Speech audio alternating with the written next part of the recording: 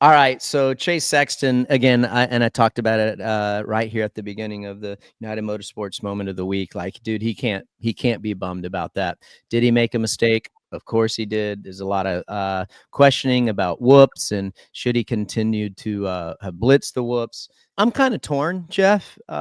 Yes, I think blitzing most of the time is faster, especially if you have a semi decent run into him. But also the whoops are, in my opinion, very dirt dependent upon if you want to jump or blitz and how they're holding up. And sometimes they change. It's faster to blitz them in the beginning of the race and then start jumping, or blitz the whole race, or not even blitz at all. So I don't know that I am so like bummed or just or like I'm not saying to Chase, Jeff, I guess that he should have like continued to blitz. Number one, I wasn't on the track and I wasn't riding his motorcycle and I couldn't see what they looked like. I respect Chase in his judgment of going to the jumping route. You know, I would just give him that that courtesy of knowing that he made the right decision, of knowing when to pull back and stop blitzing him. Like, where are you at with his decision to not continue to blitz? Well,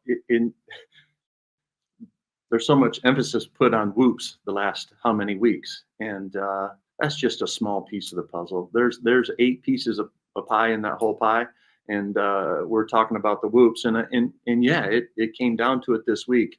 For me, Chase should have kept blitzing him. I think he could have blitzed him for the full race, because as soon as he decided to jump him, as you said on the broadcast, he didn't hit it fast enough. It threw him off balance, off track.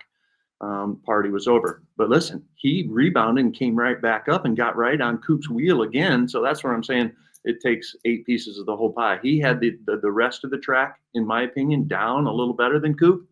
And then Coop just had it. I mean, he's a jumper. He just had it in his head that he was going to jump just like that and go through them. And ultimately, one little decision was the difference there.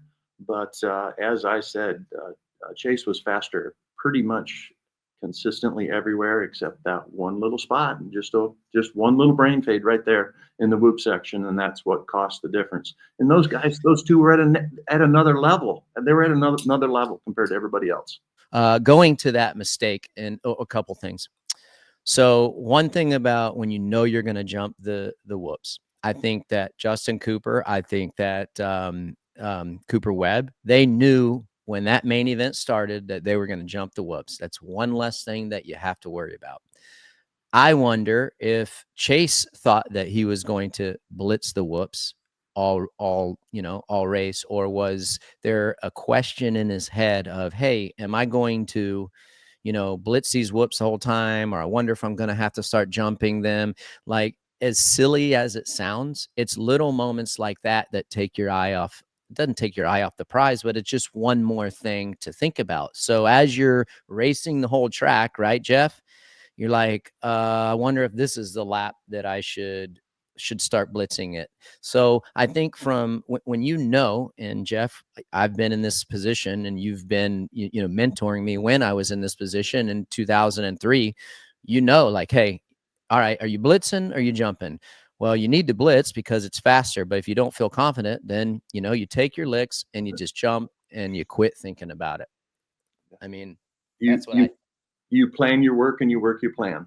As you said, Jay Coop and Cooper Webb, they're jumpers, so they had their plan and they had it down. Justin Cooper in that heat race, oh my gosh, he was on fire. He was amazing.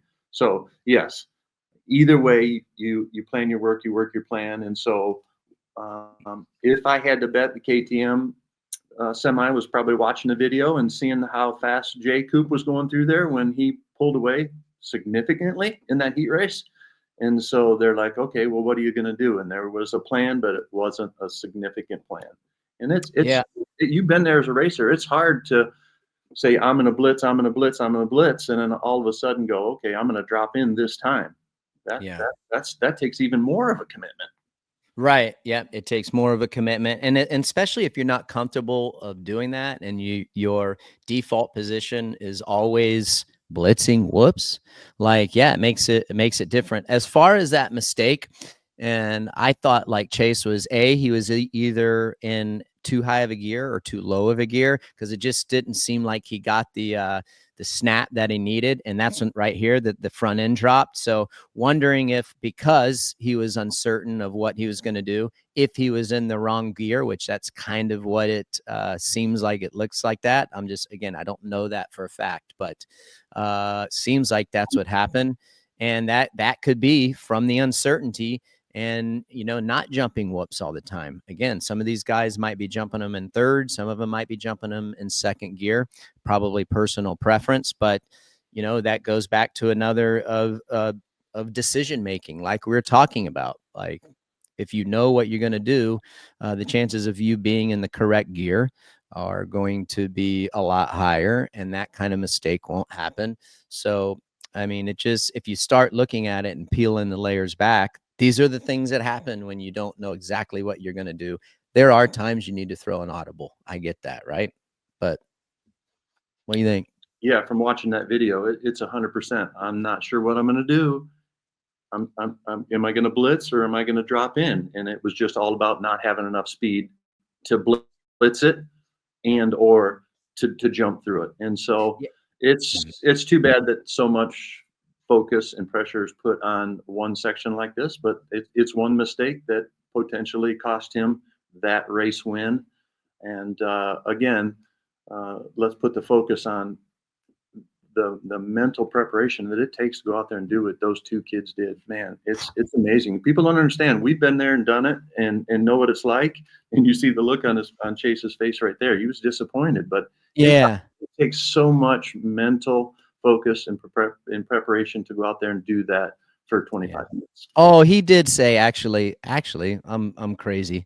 It was such a wild night, but he said on the podium or somewhere that on the broadcast that he quit blitzing the whoops because it took too much energy, which is gnarly because the whoops last weekend in East Rutherford were crazy rutted out. I would have assumed that it would have been taken more energy to blitz the whoops in East Rutherford. But then again, when I think of the whoops in East Rutherford, especially those first set, Jeff, you had a massive run going into them. So you weren't trying to build speed rather than you only had to maintain. Rather this week, he was trying to build speed coming out of the corner. So which takes more strength as you would think. So right? So maybe there's your answer. He said it took too much strength. And I think Chase, I mean, he's an incredible athlete.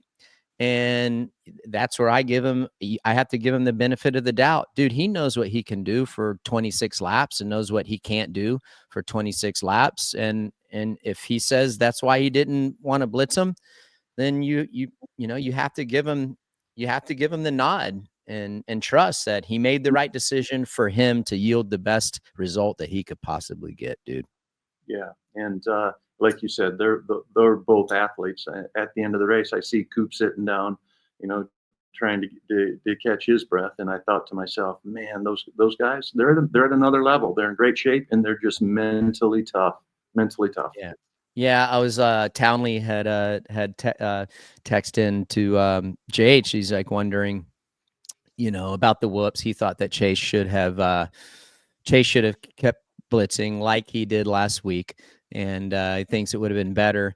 And do you think he'll do it again this week? Anyhow, long story short, there's the answer. He gave us the answer. It was taking too much energy, and that's why I did it. Hi, folks. Lee Diffie from NBC Sports here. If you truly enjoyed what you just watched, you can get more news, interviews, and highlights by subscribing to the Motorsports on NBC YouTube page. You can get it all, so go for it.